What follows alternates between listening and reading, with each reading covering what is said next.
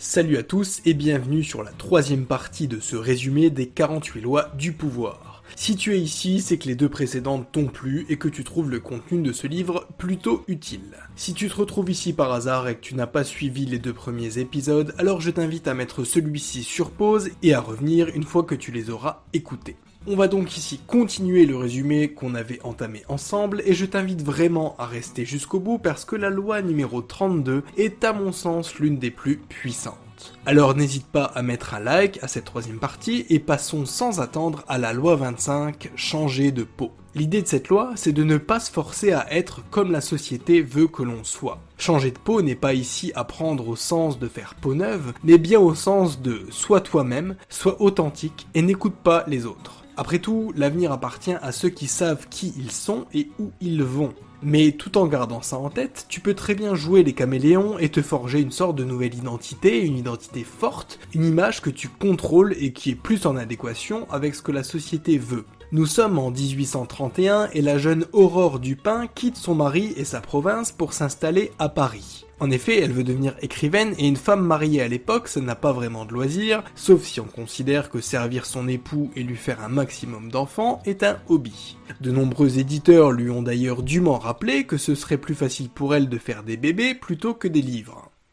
Aucune femme de l'époque ne vivait de sa plume, mais c'était un indispensable pour elle parce qu'elle se retrouvait sans mari et que vivre à Paris c'était déjà cher à l'époque. Elle réussira pourtant à devenir l'une des plus grandes écrivaines, ou en tout cas l'une des plus connues, simplement en changeant littéralement de peau. En effet, c'est sous le nom de George Sand qu'elle s'est faite connaître, donc en prenant un nom masculin. Mais au-delà du nom, c'est toute une identité qu'elle s'est construite. Elle s'est aussi mise à s'habiller comme un homme, à fumer, à boire et à parler comme un homme.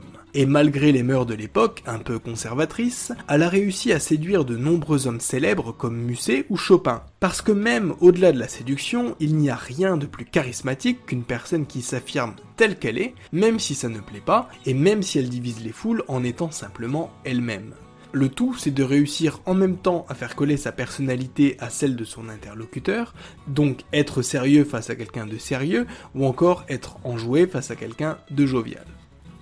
Loi 26, garder les mains propres. Ce que dit cette loi, c'est qu'il faut toujours dégainer son gel hydroalcoolique le plus rapidement possible.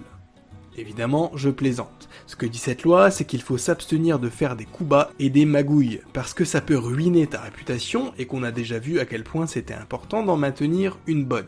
Pour cette raison, l'auteur recommande deux choses.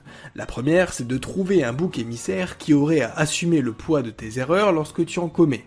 La seconde, c'est d'amener les autres à prendre des risques à ta place. En effet, faire porter le chapeau à un bouc émissaire, c'est vieux comme le monde, et on retrouve ça dans toutes les civilisations. On attribue une faute à une personne ou à un objet dont on va se débarrasser pour conjurer le mal. C'est en tout cas ce qu'on retrouvait chez les Athéniens et les Aztèques qui élevaient et nourrissaient une personne dans le seul but d'en faire un bouc émissaire et de le sacrifier à la fin. À l'époque, on pensait que les famines et les maladies étaient envoyées aux hommes en punition de leurs péchés. Donc on transférait toute la culpabilité sur le bouc émissaire qu'on finissait par tuer pour satisfaire la justice divine. La mise à mort était légitimée par le bien commun et les péchés s'en allaient avec le défunt. Au final, avec ce système, tout le monde gardait les mains propres. Le deuxième principe avec cette loi, c'est d'amener les autres à prendre des risques à ta place. Et plus exactement, le livre indique « Faites tirer par le chat les marrons du feu ». C'est en fait une référence à une fable de La Fontaine dans laquelle le premier protagoniste, un singe, réussit à convaincre le second, un chat, d'utiliser ses pattes pour sortir des marrons du feu. De cette façon, il peut se régaler avec des marrons grillés, le tout sans se brûler. Tu peux répliquer ça dans la vie de tous les jours en laissant la basse besogne aux autres. Si tu dois prendre des mesures déplaisantes ou impopulaires, fais en sorte que les autres le fassent à ta place. Rappelle-toi de ce qu'on a vu dans Influence et Manipulation. Être porteur d'une mauvaise nouvelle, c'est y être associé, et au final, c'est à toi qu'on en veut même si tu n'as rien à voir avec l'origine du problème. Si tu délègues cette vilaine tâche à quelqu'un d'autre, tu te préserves, et ce n'est pas à toi qu'on en voudra, même s'il s'agit d'une de tes décisions. Loi numéro 27, créer une mystique. Pour cette loi, l'auteur part du principe que les hommes ont tous un besoin de croire en quelque chose de plus grand qu'eux, et c'est cette sorte de foi, religieuse ou non, qui leur donne une raison d'être. Donc ce que cette loi recommande, c'est de se créer de grandes causes que les autres pourront suivre ou desquelles ils pourront s'inspirer.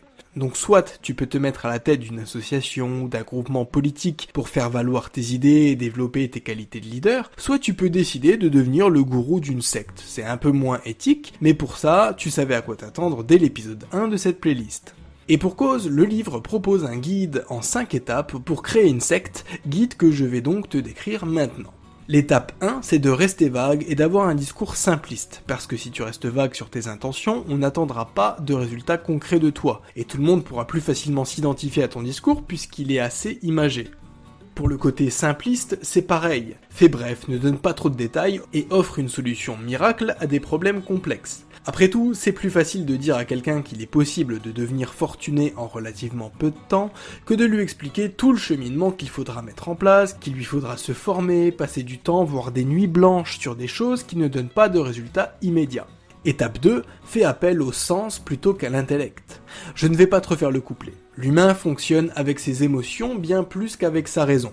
Oublie les arguments logiques et projette l'autre dans ta vision, montre-lui à quel point elle est bien, à quel point elle est cool et à quel point elle va l'aider à atteindre ses objectifs. Étape 3, imite les structures religieuses. Ce sont elles qui ont longtemps gouverné le monde, ou en tout cas occupé une place importante dans le pouvoir politique. Et dans certains pays, c'est encore la religion qui décide. Donc ce qu'il faut faire, c'est tout simplement s'organiser comme une religion, à savoir trouver des disciples, trouver un nom à ta communauté et aussi créer des rites. Les rites, c'est très important parce que ça met dans une dynamique d'engagement. Ça crée une habitude et ça peut être bénéfique si le rite consiste en une donation à ton organisation par exemple. Étape 4, ne révèle pas tes sources de revenus, et ce pour 2 principales raisons.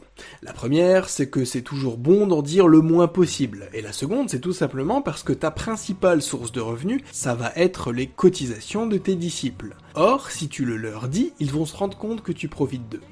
Étape 5, désigner l'ennemi. Les discours populistes l'ont bien compris, tu dois rassembler les autres en te trouvant avec eux un ennemi commun. Vous êtes un groupe, vous êtes une structure, et à partir de maintenant, c'est vous contre le reste du monde. Il vous suffit de balancer que c'est telle catégorie de personnes qui dirigent le monde en douce, et qu'ils en profitent pour vous opprimer et diminuer vos libertés. Donc le seul moyen de les vaincre, c'est de vous faire confiance et de faire corps contre cet ennemi. Loi numéro 28, faites preuve d'audace. On l'a vu dans le résumé du livre Père riche, Père pauvre, on ne peut pas réussir sans audace parce que les audacieux n'attendent pas que les opportunités tombent d'elles-mêmes, ils les créent. Après tout, tu connais l'expression, la chance sourit aux audacieux. Et tu sais pourquoi ? Parce que les erreurs commises par audace sont rectifiables grâce à plus d'audace encore, tandis que pour celles commises par timidité, c'est plus difficile. Donc parfois, il ne faut pas se poser trop de questions et juste passer à l'action. Je ne le dirai jamais assez, on a tendance à davantage regretter de ne pas avoir fait quelque chose que d'avoir fait quelque chose. Donc mécaniquement, si tu passes à l'action, que tu prends plus d'initiative, tu auras beaucoup moins de regrets que si tu restes statique. Pour te montrer que l'audace est une qualité importante, je vais te donner un exemple tiré de mon expérience personnelle. Pour te donner le contexte, j'ai un ami de fac qui exerce une bonne profession dans une société qu'il rémunère plutôt bien pour son travail. Et il mérite amplement tout ça parce que c'est quelqu'un qui est très bon techniquement et humainement. À mon sens, bien plus que la moyenne des gens qui en sont au même grade que lui. Et de plus en plus, je vois des gens moins compétents que lui obtenir des promotions, donc soit des meilleurs salaires, soit carrément passer au grade d'au-dessus. Tout ça pour une seule raison, ils ont eu l'audace de le demander. Quand j'en parle avec lui, il me dit que c'est tant mieux pour ces gens, mais que lui, il préfère attendre d'être encore meilleur pour demander quoi que ce soit. Parce qu'à défaut, il aurait l'impression de ne pas le mériter. En gros, il est très perfectionniste, très compétent, mais pas assez culotté, alors que tu l'auras compris, c'est un trait de personnalité assez important quand on veut réussir. Loi numéro 29, suivez un plan précis jusqu'au but final. Si tu as écouté mon résumé du livre Réfléchissez et devenez riche, ou mieux si tu l'as lu, alors garde en tête que cette loi 29 fait écho au chapitre qui traite de l'élaboration des plans, ou à celui de toujours garder la fin en tête, parce que c'est ça l'idée, c'est de tracer le chemin qui te mènera à ton objectif final, c'est-à-dire le truc que tu veux absolument atteindre. Dès lors que tu as la fin en tête, tu ne peux pas faire autrement que garder le cap. Tu sais exactement ce que tu veux sur le long terme et tu n'as plus qu'à ciseler le processus en te bâtissant des objectifs à court et à moyen terme. Ça te permet de définir exactement comment tu vas parvenir à ton objectif final et ça se veut rassurant parce que tu as déjà ton plan de route et tu as déjà anticipé tous les problèmes qui pourraient survenir. En plus, tu as élaboré ton plan à froid, avec ta raison et ton bon sens. Donc même si un jour les émotions entrent en jeu, tu seras moins enclin à te détourner du chemin que tu t'étais tracé. Loi numéro 30, n'ayez jamais l'air de forcer. Voilà une loi à la formulation étrange, mais qui se veut pour autant pleine de bon sens. L'idée de cette dernière, c'est d'être nonchalant, c'est-à-dire que pour tout ce que tu fais, tu dois donner l'impression que c'est facile et sans effort. Donc même si tu sues du front à cause de l'effort fourni, agis comme si tu pouvais en faire encore plus. Mais alors, pourquoi faire ça? Quel intérêt?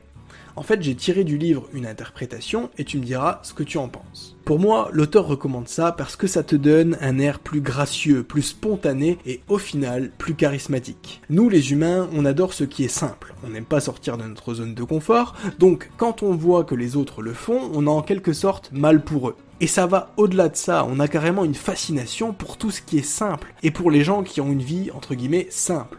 Je sais que je reviens beaucoup là-dessus, mais c'est pour ça que certains profils d'influenceurs ont autant de succès. Ils postent sans arrêt des photos de leurs vacances et de leur corps athlétique, sans pour autant poster la contrepartie de ces résultats-là, à savoir un travail conséquent et 4 séances de cardio par semaine. Enfin, quand tu as l'air de ne pas forcer, les gens se tournent aussi plus facilement vers toi parce que personne n'a envie de déranger quelqu'un qui a l'air d'être au taquet sur quelque chose. Ça donne l'impression qu'on va se faire remballer et que la personne en question ne sera de toute façon pas en mesure d'accéder à une requête supplémentaire. L'auteur donne l'exemple des courses de chevaux. De près, on voit bien que les coureurs sont essoufflés, qu'ils ont les muscles tendus et que le cavalier assis sur leur dos leur met la pression en tirant sur les rênes. Pourtant, au second plan, donc depuis les tribunes, tout a l'air simple et élégant. Les chevaux semblent avancer tout seuls et de façon hyper naturelle. Donc la morale, c'est de mettre les autres à distance pour qu'ils ne voient que l'aisance de tes mouvements sans jamais voir les efforts. Loi numéro 31, Charybde ou Scylla. L'idée de cette loi, c'est de donner à l'autre l'illusion du choix, donc l'illusion du contrôle, tandis qu'en réalité, c'est toi qui es aux manettes. En gros, tu proposes à ta victime plusieurs solutions possibles, sachant qu'elles sont toutes à ton avantage. Et comme la plupart des gens n'aiment pas négocier ou se débattre plus que ça, ta victime choisira l'une des solutions que tu as proposées sans vraiment chercher plus loin. Le livre donne l'exemple de la Russie du XVIe siècle. À cette époque, elle est dirigée par Ivan le Terrible et la situation est un peu compliquée. Il doit gérer à la fois des risques d'invasion et de guerre civile, le tout en ayant peu de soutien puisqu'il est ouvertement rejeté par la noblesse de l'époque. Il devait gérer des dangers qui venaient à la fois de l'Est, du centre et de l'Ouest. La solution qu'il a trouvée, c'est de faire mine de se retirer, donc d'abdiquer. À cause de la situation, le peuple réclame son retour parce que finalement, il vaut mieux un tsar autoritaire mais qui les protège, plutôt qu'une anarchie totale. En se faisant désirer, il s'est assuré la légitimité du peuple et ça a éliminé pas mal de problèmes. En faisant mine de se retirer, c'est implicitement ce que le tsar a essayé de lui faire comprendre. Soit il abdiquait pour éviter un danger certain, soit il retournait la situation à son avantage comme il a finalement réussi à le faire, mais dans les deux cas, c'était tout bénef pour lui. Loi numéro 32, toucher l'imagination. En fait, et je sais que ça va paraître bizarre dit comme ça, mais la vie est parfois laide et déplaisante. La vie a évidemment ses bons côtés, mais parfois elle peut être tragique, angoissante et pleine de mauvaises surprises. Tout le monde le sait, mais pour autant on cherche tous à fuir ça pour se tourner vers une réalité plus douce et parfois plus fantasmée. Ce que veut dire cette loi, c'est que tu dois projeter les gens vers quelque chose de plus positif et plus idéalisé. Et le meilleur moyen de le faire, c'est encore d'utiliser leur imagination. Donc, fais-leur visualiser de belles choses et raconte-leur des histoires qui leur feront miroiter un futur meilleur pour eux. J'ajouterai que l'erreur à ne surtout pas faire, c'est de voir ce que je viens de dire sous l'angle de la manipulation. En fait, c'est juste factuel. Ce sont les grands discours optimistes et futuristes qui, de tout temps, ont réussi à motiver les foules. Il y a parfois tellement d'ondes négatives autour de nous que les personnes qui vont sortir du lot, ce sont les personnes enjouées, dynamiques, motivées, qui sont orientées solutions bien plus qu'ils ne sont orientés problèmes. C'est pour ça que les vendeurs de rêves et les contenus sur la motivation qu'on voit partout sur internet fonctionnent si bien. Parce qu'au final, ce qui change le monde, ce sont les discours du type « I have a dream » ou « Ich bin ein Berliner » et ce sont les points de vue futuristes comme ceux d'Elon Musk. A contrario, personne n'aime les discours douteux et pessimistes de Tonton Gérard, pour qui tout était mieux avant, et pour qui tous ces problèmes sont de toute façon de la faute de l'État ou en tout cas de quelqu'un d'autre. Et une fois que tu auras compris ça, tu deviendras une personne de pouvoir. Loi numéro 33, trouver le talon d'Achille. Tout le monde, et je dis bien tout le monde, a un point faible, un truc auquel il ne faut pas toucher parce que sinon on perd nos moyens. Pour certains, c'est un vieux sentiment d'insécurité, pour d'autres c'est l'argent, et pour d'autres c'est leur réputation qu'ils veulent à tout prix protéger. En bref, ce que recommande cette loi, c'est de développer ton empathie et tes capacités d'analyse pour justement repérer les faiblesses des autres et les utiliser à ton avantage. Avec certains, c'est facile parce qu'ils disent clairement ce face à quoi ils s'estiment faibles. Pour d'autres, c'est plus compliqué. Il faudra analyser leur non-verbal pour voir à la prononciation de quel mot ou à l'énonciation de quel sujet ils ont l'air gênés. C'est un peu fastidieux, mais il y a plein de techniques d'analyse de langage corporel. Avec certaines personnes, tu n'auras de toute façon pas le choix parce qu'elles ne lâcheront rien d'elles-mêmes. Selon le livre, la plupart de nos blessures viennent de notre enfance. Les personnes qui ont des vieilles blessures sont souvent déprimées ou en manque de confiance en eux à l'âge adulte. Et c'est à ça que tu peux les repérer. Ainsi, quelqu'un qui enfant a manqué d'amour réagira comme un enfant lorsqu'il s'estimera mal aimé, même s'il a aujourd'hui la trentaine. Donc essaye d'identifier ces comportements infantiles et de combler le manque en question. Green raconte l'histoire de Jack Warner, l'un des cofondateurs des studios de cinéma Warner Bros. Irving Paul Lazar, un agent très populaire à Hollywood à l'époque, avait en tête de vendre un scénario à Warner. Mais il ne voulait pas lui présenter cette offre n'importe quand. Il voulait le faire à un moment où Warner serait dans une situation où il se sentirait vulnérable, mal à l'aise et pris par surprise. Ce qu'il a fait, c'est qu'il s'est rendu au spa le même jour que lui. Il savait que Warner était un homme de 80 ans et que ça le mettrait mal à l'aise de se retrouver tout nu à côté de quelqu'un qu'il connaît. Il l'a donc rejoint au spa avec la ferme intention de lui coller au basque jusqu'à ce qu'il dise oui, juste par contrainte, pour se débarrasser de Lazare. En identifiant une faiblesse, ici un complexe, il a réussi à en tirer ce qu'il voulait, à savoir vendre ce fameux scénario à Warner. Loi numéro 34, soyez royal. Cette loi, elle va te paraître familière parce qu'elle fait référence à des choses qu'on a déjà dites sur cette chaîne. Ce qu'elle signifie, c'est que les gens vont te traiter comme tu te traites toi-même. Donc, si tu te respectes en t'habillant convenablement, que tu fais preuve de confiance en toi en te tenant droit, que tu parles poliment, que tu es courtois, souriant et sympathique, les autres vont tout simplement te le rendre. Parce que ça crée une sorte de halo autour de toi. De manière générale, le livre dit que si tu te montres confiant dans ton pouvoir, tu apparaîtras digne de porter la couronne, que ça se vérifie dans la pratique ou non. Ce qui compte avec cette loi 34, ce sont les apparences et le culot. Oui, encore lui. Parce que ça reste l'un des meilleurs moyens d'obtenir des résultats à long terme. Prenons pour cela l'exemple de Christophe Colomb. Quoi qu'on puisse penser de lui d'un point de vue éthique, il a totalement sa place dans un livre qui parle de pouvoir. Et une partie de son pouvoir, il l'a justement obtenu en créant autour de lui une sorte de preuve sociale qui l'a rendu charismatique et qui l'a fait paraître digne de se faire financer ses explorations.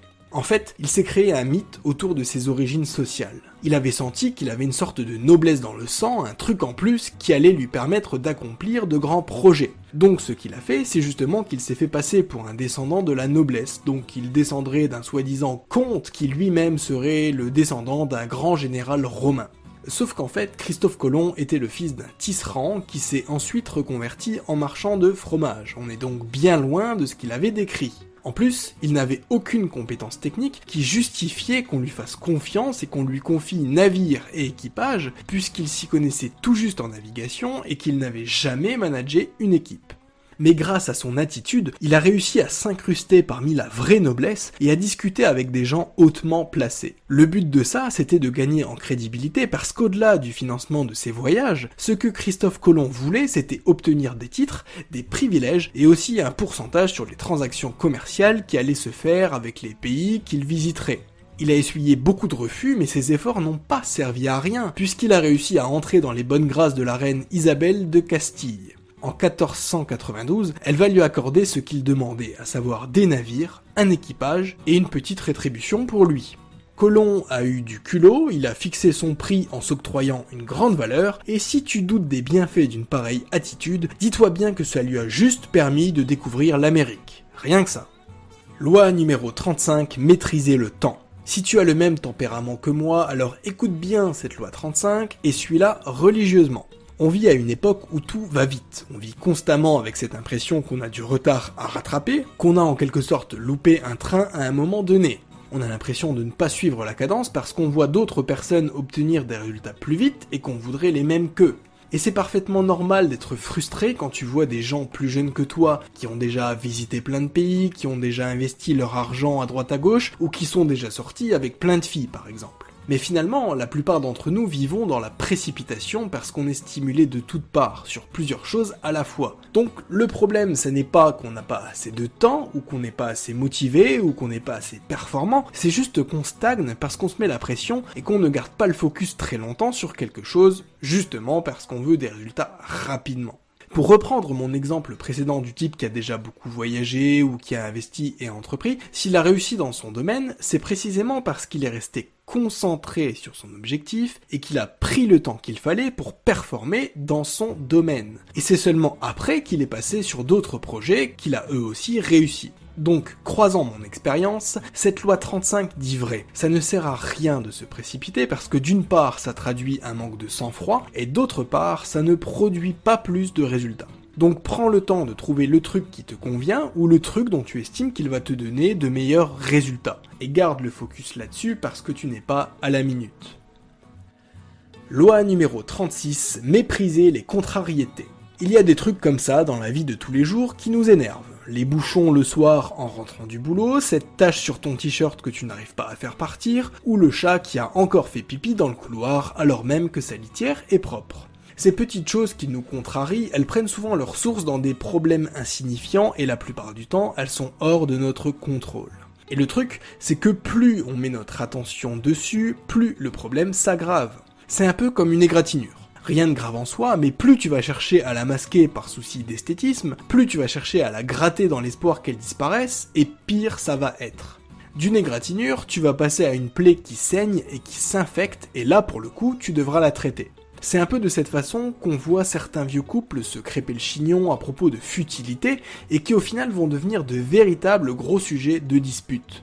Par souci de perfectionnisme, on se retrouve à essayer de solutionner des problèmes qui n'en sont pas vraiment, au lieu de nous concentrer déjà sur le positif, mais aussi sur ce qui nous fait vraiment avancer dans la vie. Ces petits soucis-là, il vaut mieux les survoler et les traiter avec mépris, parce que garder le focus sur eux est une perte de temps et d'énergie qui nous détourne de l'essentiel.